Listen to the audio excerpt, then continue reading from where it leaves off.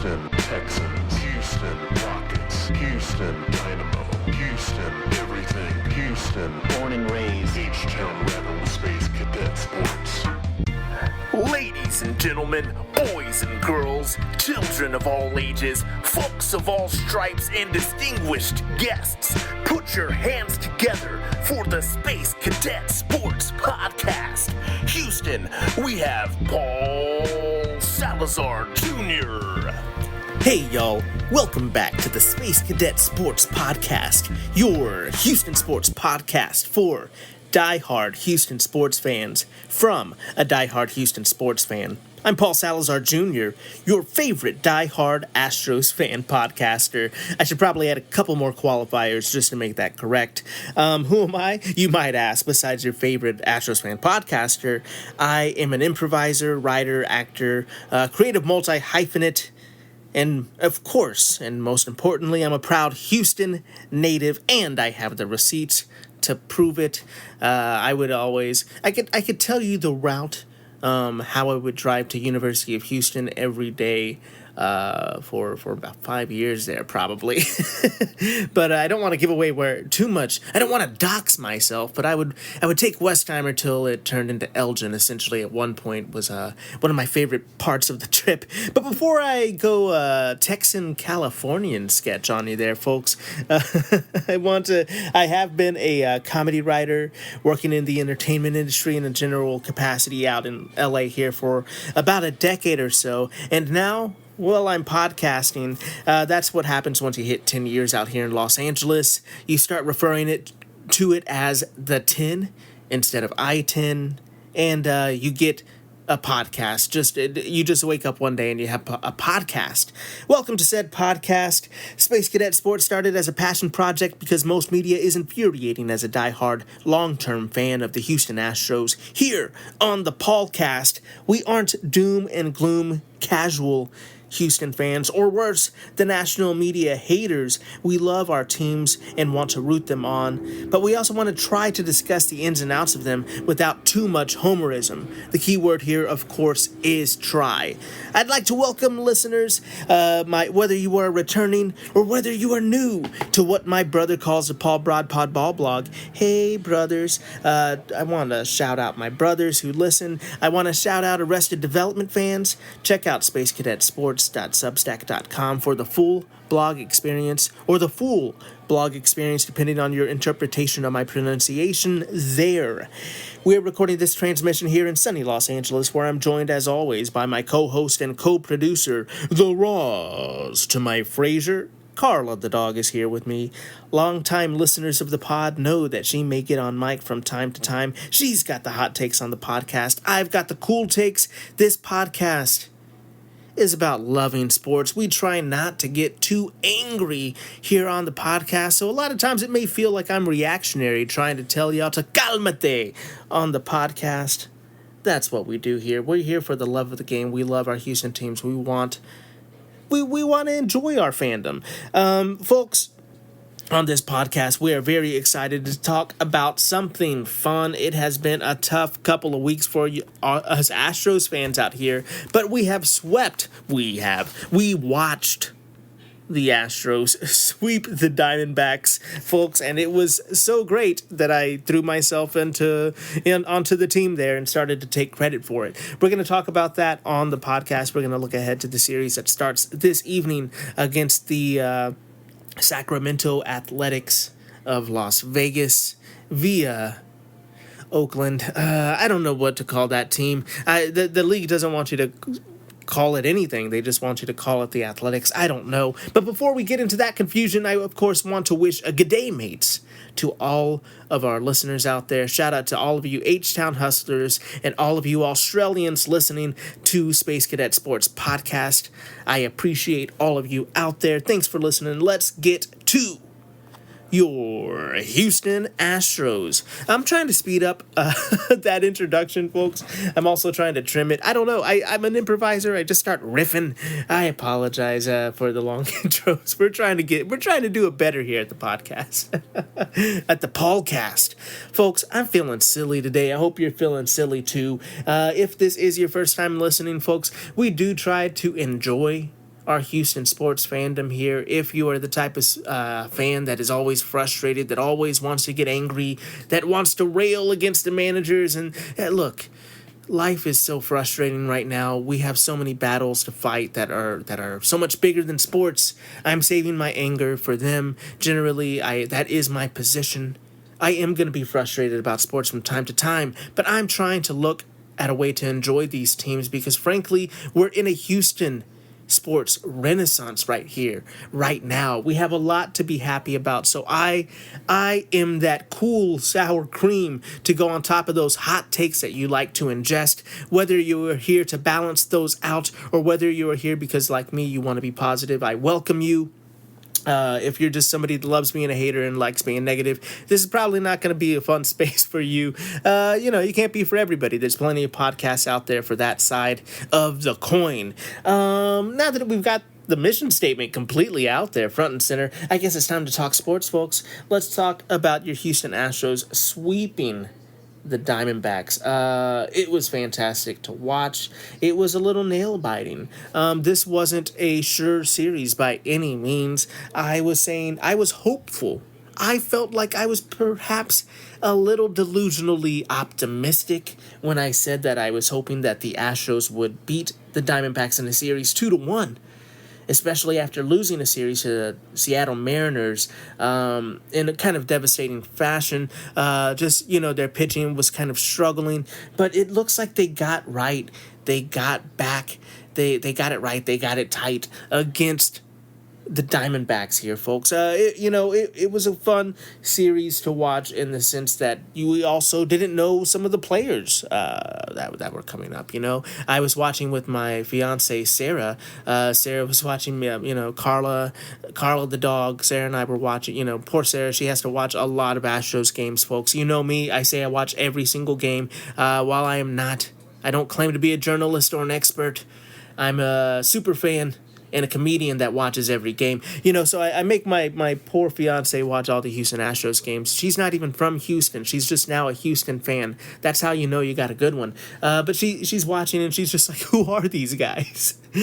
So for a lot of you casual fans out there, a lot of people that, frankly, even people like me that I'm not a, prospect scout. There's some people here you're like, Zach Short, he's a rookie, and then you're like, actually he's bounced around. There's some things that I'm like figuring out as I go. So a lot of these guys are like, who are they? Who are they Astros? Because frankly, we're jokingly, a lot of people have called them the Suicide Squad. I've called them that last season a couple times when they've just really got a lot of injuries. The B team, whatever affectionate name you have for these guys, quadruple A, whatever loving name. I hope it's coming from a loving place. Whatever joke you have for them, these guys really showed up in this series. The pitching held it down as expected. This is a great pitching team. The way this roster is constructed is going to be behind their pitching strength.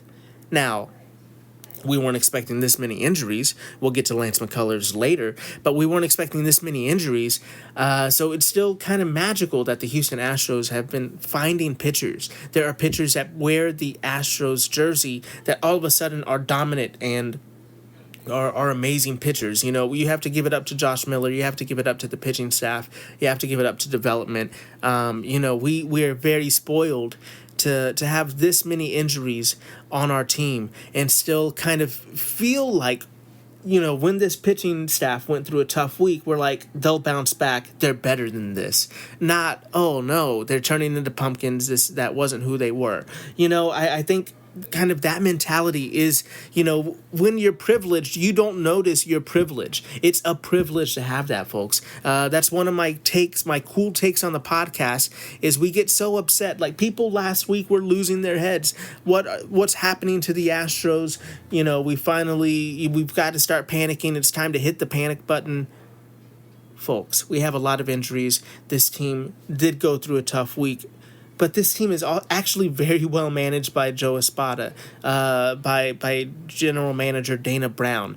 This team is built to compete. It was #built for this, I guess is what I'm saying. Oh no,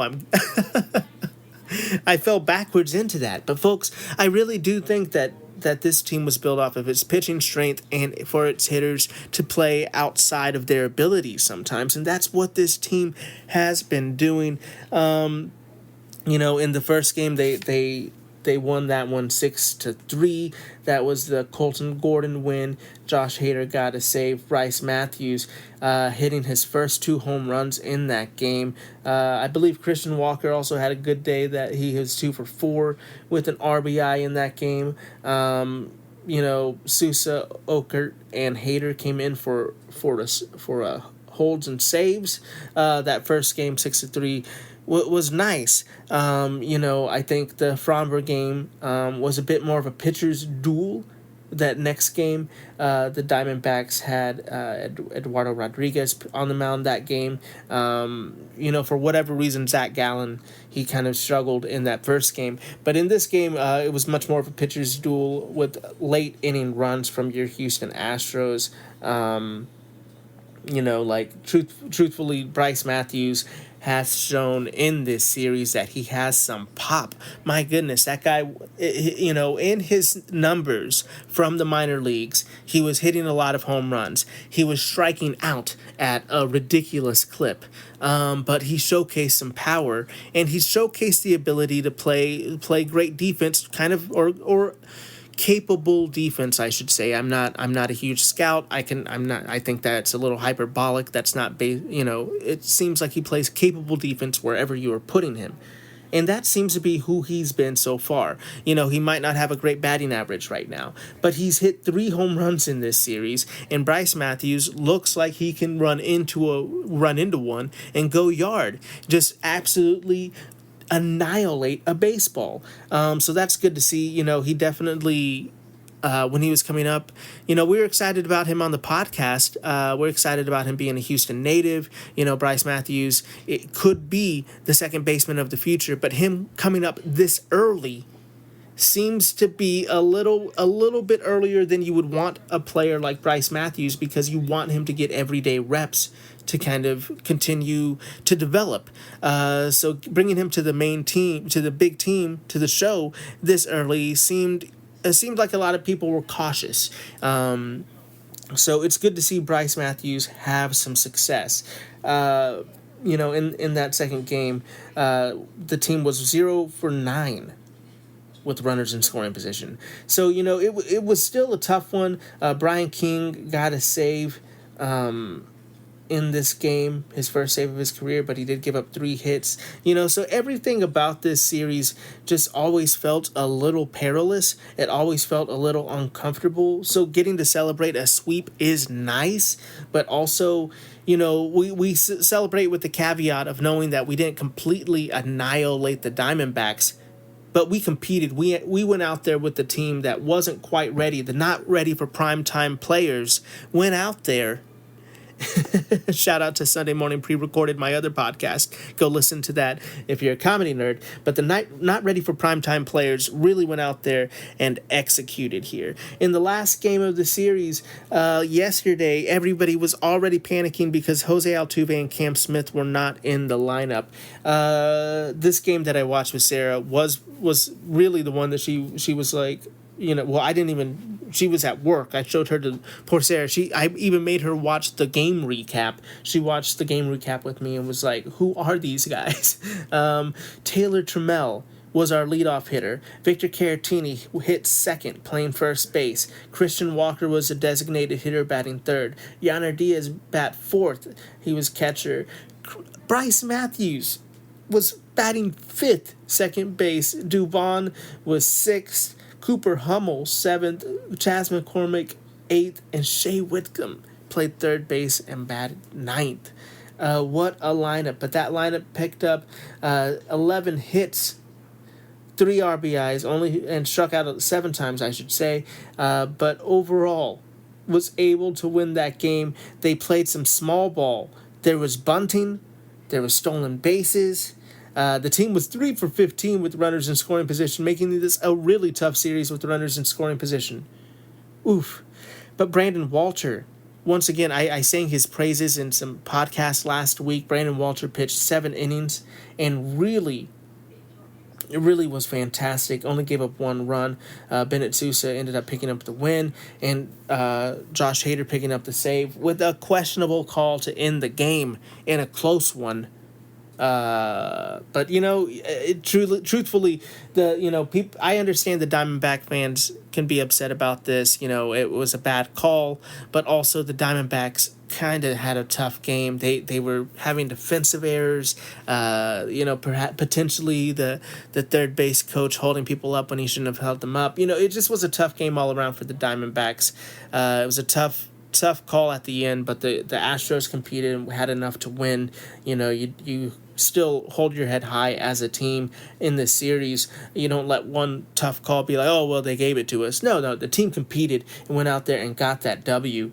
Also, Framber Valdez, I just kind of glossed over it because there's a lot to talk about, but Framber, now tied Garrett Cole, I believe, for consecutive games started in a row where he's picking up a win. Everybody was saying that maybe Hunter Brown is the ace of this team, while slowly and silently, once again, Framber Valdez has been consistent in showing why he is truly still the ace on this team. Hunter Brown, I love him. He's still co-ace in my eyes, but he definitely has had some struggles lately, and I think that's just because he's been taxed. He's been depended on so much. We're going to talk more about your Houston Astros on the other side of a break. I've been going on so long. We need to take a break. We're going to take a quick break. We'll be right back with more Houston Astros on the other side. Houston Astros, Houston Texans, Houston Rockets, Houston Dynamo, Houston everything, Houston, born and raised, H-Town Rebel, Space Cadet Sports. And we're back. Folks, welcome back. I'm your host, Paul Salazar Jr. You are listening to the Space Cadet Sports Podcast. And we are talking about your Houston Astros coming off of a sweep of the Arizona Diamondbacks. And we're just talking about some broader things here. Obviously, so happy to see the team get a win without Jose Altuve and Cam Smith in the starting lineup. Obviously, Cam Smith was brought in as a defensive replacement. That's how you can tell we're kind of in dire straits as a roster when poor Cam Smith can't even get a day off. Cam Smith, he was playing college baseball. He hasn't really had a huge professional workload. As I get a text from my Yankees fan friends to interrupt the podcast, that's how they're sabotaging me, folks. They know when I'm recording, texting me in the middle of my record. I'll check that later. Shout out to Peter Pasco. He's a good friend of mine, Yankees fan that always we throw some texts back and forth, talking some smack talk during baseball season.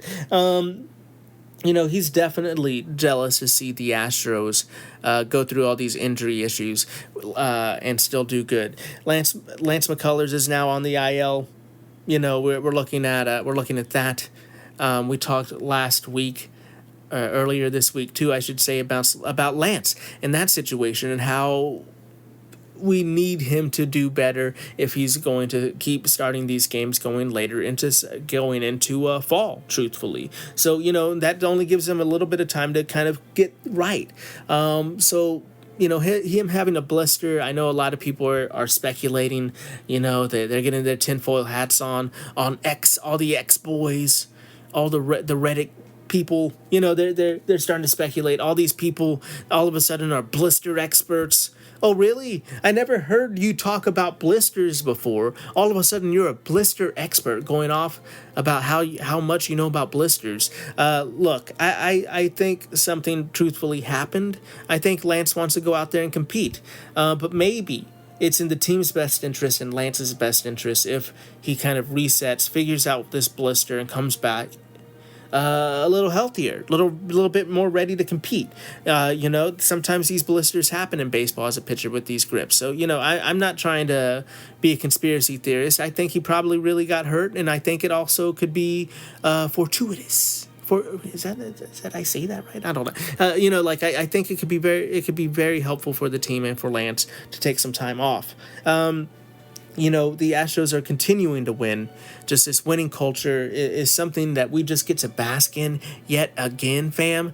I really am so happy to see this team continuing to strike fear in the hearts of baseball fans everywhere outside of Houston. It's Houston versus all y'all. Like truthfully, I think as of earlier today, the Astros were first in the American League, or tied for first in the American League standings with a 60-42 record, tied with the Toronto Blue Jays, who won late, and Detroit is 60-43, just hovering right there. So this might be short-lived, but the Astros, with all these injuries, with everybody just last week saying what's going to happen to these Astros, I'm so worried about them.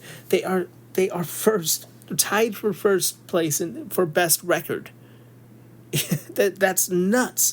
We should be very happy that this team has been able to cobble together a roster with GM Dana Brown, that Joe Espada is pushing the right buttons. We might not understand why he's doing the things he's doing, but he is finding a way to motivate these players and get a lineup out there that can compete to win games. You have to be thankful for it. And this culture, folks, people everywhere wish they had this culture. The Arizona Diamondbacks fans, at least, wish they had this culture for sure. I don't think the team would want to admit that they don't have a culture like this, but Christian Walker is pretty much admitting that for them.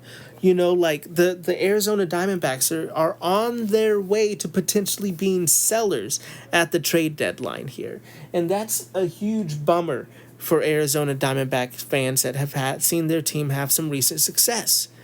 But you see that this team kind of is falling apart and getting swept here in a competitive series against the Astros, whereas the Astros expect to win. They also don't, it seems like, they are able to figure out how to just have a next man up mentality, and still compete and not put too much pressure on the moment. I think it starts from the top. You've seen managers come and go. You've seen GMs come and go. You've seen star players, people that are the leaders of the clubhouse, come and go. But somehow they're still holding it down. Altuve's selflessness maybe, and his leading by example. I don't know, but this team has figured it out right now, and that's why I picked them to have 90 wins. That's why I picked them to lead the AL West when everybody was down on them in the beginning of the season. I was high on them because I'm saying this division still is weak, and I think they could, if they have that momentum, they'll play the way that I've seen them play for the last 10 years now. So, with that being said, we ought to be lucky for this winning culture, even if we can't explain it or don't understand it. We should be so grateful for it, folks. With Lance McCullers Jr. being injured, we're looking now at the IL closer than ever, seeing if these pitchers are able to come back soon. Brandon Walters holding it down. You'd love to see Colton Gordon have success. Ryan Gusto's probably coming back to Ryan Gusto might find some time in the rotation, but later today, we'll get to this next series coming up against the Athletics.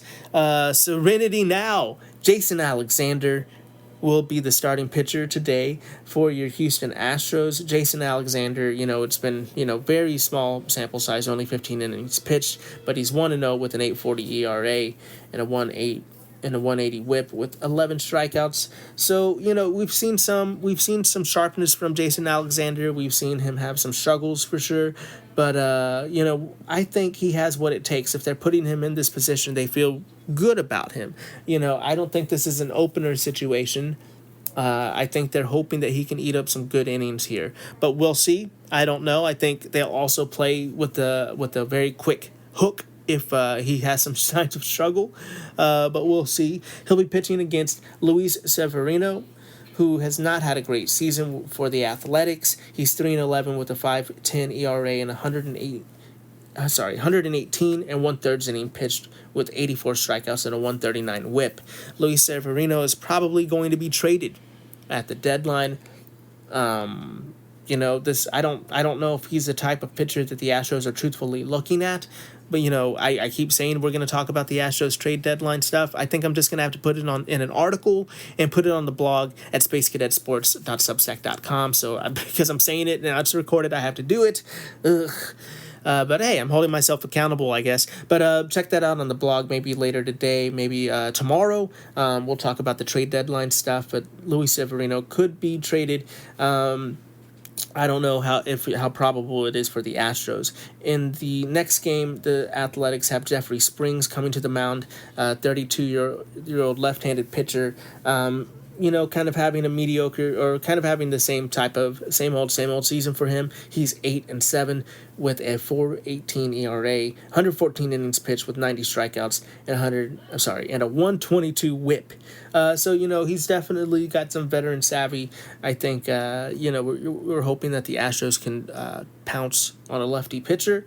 We'll see. The Astros have not named a starter in that game. That's a big TBD for your Astros as of this afternoon, as of the recording of this podcast. And the third game, Hunter Brown will be pitching for your Houston Astros. He's 9-4 with a 2.57 ERA and 119 innings pitched, with 144 strikeouts and a sub-1 WHIP hanging there at .99. Hunter Brown, Diesel.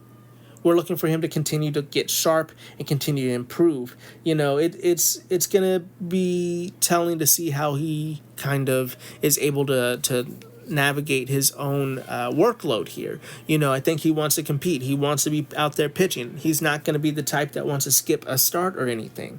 But we're hopeful that he's not losing any of his sharpness, and we'll be able to keep him stretched out till the end of the season. He'll be pitching against young 27-year-old lefty Jacob Lopez. He's 3-6 with a 4.60 ERA with 60 2/3 innings pitched, 70 strikeouts and a 1.34 WHIP.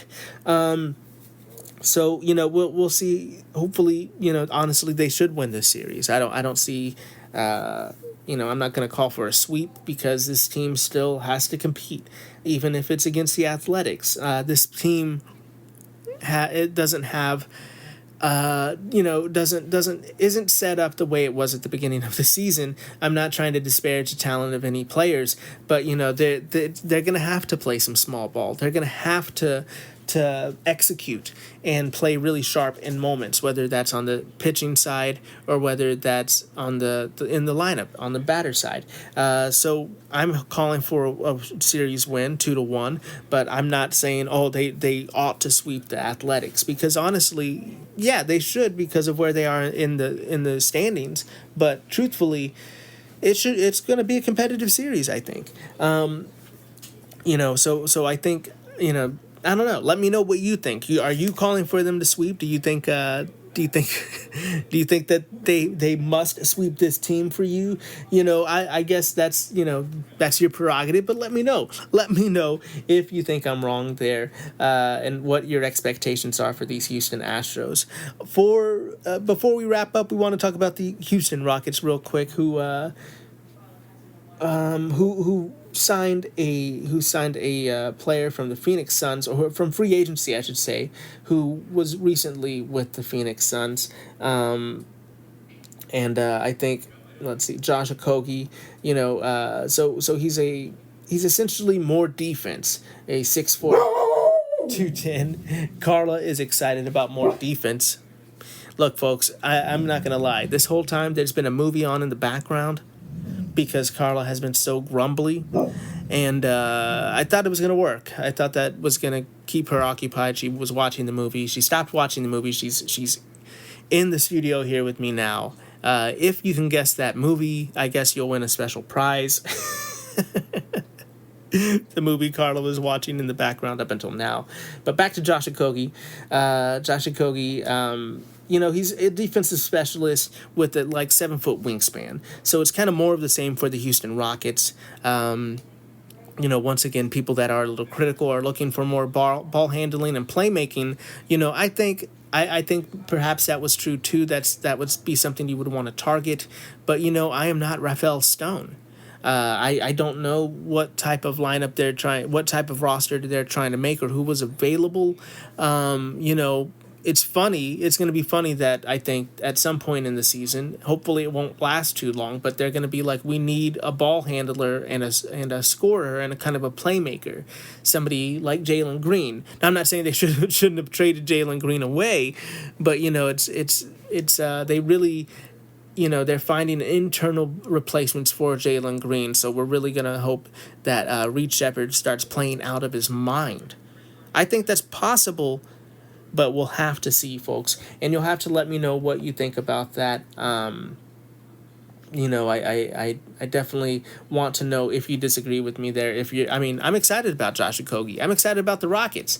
I think they're going to be really good. I just do think that ball handling and playmaking might be an area for concern going into their trade deadline already. But we'll see. You'll have to let me know what you think, folks. And with that being said, that's going to do it on this transmission, Space Cadets. Thank you so much for listening to the pod. Thanks for listening to the podcast. Please like, rate, review, subscribe, share, bop it, kick it, skip it, smash all of those buttons for me. We are a small podcast and we only go as far as our listenership takes us. We are supported by listeners like you. So please share with a Houston fan or Australian in your life and give us a 5-star rating wherever you are listening to this podcast on. It really, really, really does help us out. Give us that 5-star, baby. Please check out the Substack, guys. That's spacecadetsports.substack.com, where you can get all the podcasts, memes, and articles like the one I have upcoming that I've announced that I haven't even started writing about the trade deadline coming up. Go to spacecadetsports.substack.com and become a subscriber. Get so much free content there. You only have sign up for premium basically just to support. I don't put too much behind the paywall there. Let me know what you think on the Substack, or you can reach out on social media at Space Cadet Sports, at Space Cadet Sports on Instagram, at spacecadetsports.bsky.social on Blue Sky. You can let me know if you how excited you are about Josh Okogie there, or leave me a message on SpeakPipe. That's speakpipe.com/spacecadetsports. Leave me a voicemail, let me know your take. Folks, if you've gotten this far and you're like, I need more of that Paul guy in my life, well, thank you so much. I'm flattered. I'm blushing.